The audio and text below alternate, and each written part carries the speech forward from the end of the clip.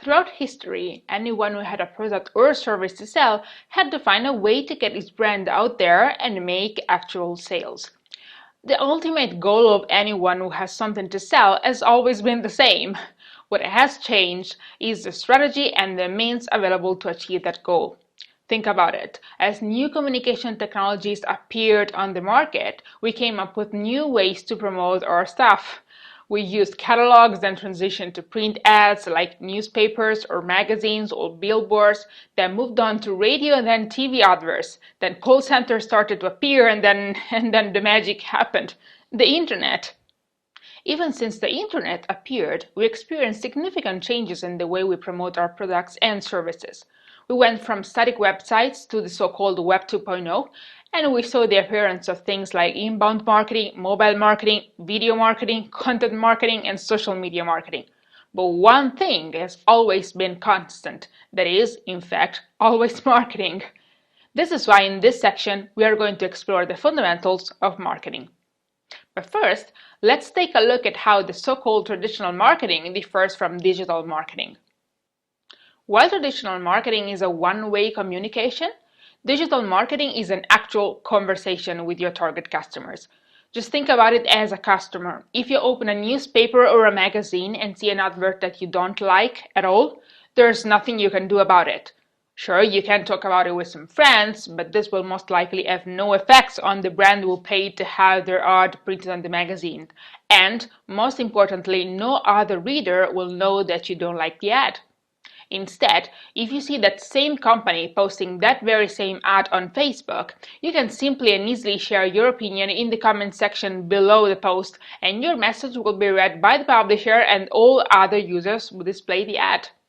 For a company, this means that an online advertising campaign needs constant attention and monitoring, and also a policy that dictates how comments like yours should be moderated. This might sound very negative and complicated, but it can actually be very positive because you have the chance to actually listen to your customers and make changes based on their preferences, and their preferences is what really matters in the end. I also just said that you can make changes, because you can, and you can also do that very fast with online ads. This is impossible with traditional advertising. Think about the time and resources you need to print and install a large billboard or an ad on a monthly magazine. Once it's done, it's done. You can't change it. Instead, if you understand that a Facebook ad or Twitter ad is not working, you can change it on the spot for no additional costs. The third huge difference is that now everybody can advertise. This course would not exist if the web didn't offer affordable or even totally free opportunities for people like you and me, who might have just launched their product, service, or business in general, or plan to do so in the near future. But why is it cheaper to promote online? Because of the lower demand and supply. When the supply increases, the price drops. And the supply is so high as there are so many places on the internet where you could advertise your product. Not only advertising online is cheaper than traditional advertising, but it's also smarter, because you can be very, very specific in defining your audience. But we'll discuss this aspect more in depth when we talk about Facebook advertising, as I think this is currently the best option in terms of strategic targeting. I'm not saying that it is wrong to invest in traditional marketing, because it still works perfectly for some types of products. But, well, you surely have realized that the whole world has transitioned into a very digital environment. Magazines are going digital, we perform many of our daily tasks online, such as banking online or reading books on our e-readers.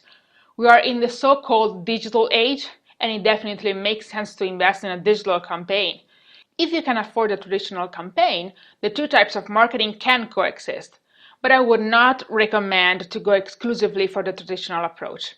And I assume you agree with me as you've joined this course.